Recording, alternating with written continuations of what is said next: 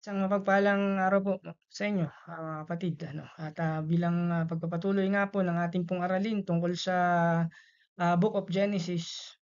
Dito po ay binabanggit ang 12 tribes of Israel. Ang pinagmulan niya ang lahi naman sa katauhan naman ni Adan. At mula kay Adan, nagkaroon po siya ng mga anak, sila Cain, si Abel at si Seth. At mula naman kay Seth ay nandoon naging anak ni Seth si Noah. Sa katawan ni Noah, karoon siya ng mga anak na lalaki. Sa katawan naman ni Shem, si Ham at si Japheth o si Japhet. At mula kay Shem ay naging anak naman niya si Terah. At si Terah nagkaroon ng dalawang anak na lalaki sa katawan ni Abraham at ni Haran. Mula kay Haran, sa bandang kaliwa ng ating family tree, ay nandoon nagkaroon sila ng anak sa katauhan naman ni Lot. At sa lahi ni Lot, doon sinilang ang lahi ng mga Moabites at ng mga Ammonites ayon sa Biblia. Then sa bandang kanan, sa lahi ni Abraham nagkaroon siya ng mga anak, si Ishmael at si Isaac. Mula kay Isaac, nagkaroon nga rin siya ng mga anak, si Jacob at si Esau. Mula kay Jacob nandoon sinilang yung ah, 12 tribes of Israel. Okay, so nais po nating bigyan ng paalam yung kahulugan po ng bawat pangalan ng 12 tribes of Israel, ano? At kung ano po yung nabuo po doon. Okay, for example, kay Ruben. Sa English po yung Ruben, ang ibig sabihin po nun is, "Behold, a son is born to us." Masdan, ang isang anak na lalaki ay isinilang sa atin. Then yung pangalawa, si Simeon, sa English po is one who hears. One who hears, nangangahulugan po siya na nakikinig. Okay? Then si Levi, meaning to touch. Nangangahulugan pinagsama, kalakip.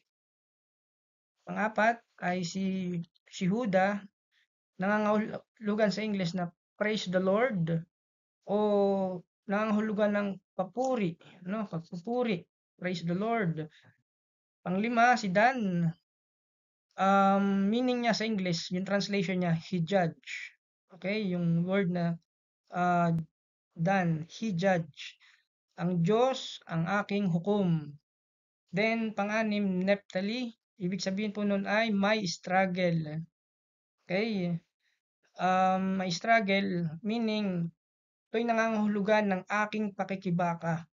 Yan. Sa pang-pito, kay God naman, okay, nangangahulugan po ito sa English. Ibig sabihin sa English po ay fortune or kapalaran. Next, pang-walo, si Asher.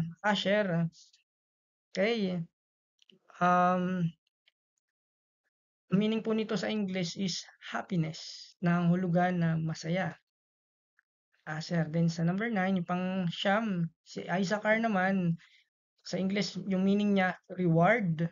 Okay, yun po yung meaning ng hulugan, gantimpala. Then pang-sampu si Zebulon, sa English meaning po niya honor. Okay? Pinarangalan. Yan, yun po yung meaning naman sa ating Tagalog, ano, sa term po natin. Ang 11, yung Joseph, it means sa English, add to my family or naway dagdagan o dagdagan ng Diyos. Yun po yung meaning na ibinigay, ano, add to my family. Alright, then sa number 12, si Benjamin is the son of righteousness. Okay, siya po yung anak ng katuwiran. Now, pagka pinagsama-sama po natin yun, yung mga meaning niya in English, ito po yun. Behold, a son is born unto us, one who hears us and became attached unto us. Praise the Lord, He judged our struggles and brought us good fortune. Happiness, reward, honor, He added us to His family and called us the sons of righteousness. Then, kumbaga in our language ito, narito ang isang anak na lalaki na ipinanganak sa atin. Isa na nakarinig sa atin at naging kalakip sa atin. Purihin ang Panginoon, hinatulan niya ang ating mga pakikibaka at nagdala sa atin ng magandang kapalaran, kaligayahan, gantimpala, karangalan. Idinagdag niya tayo sa kanyang pamilya at tinawag tayong mga anak ng tuwiran.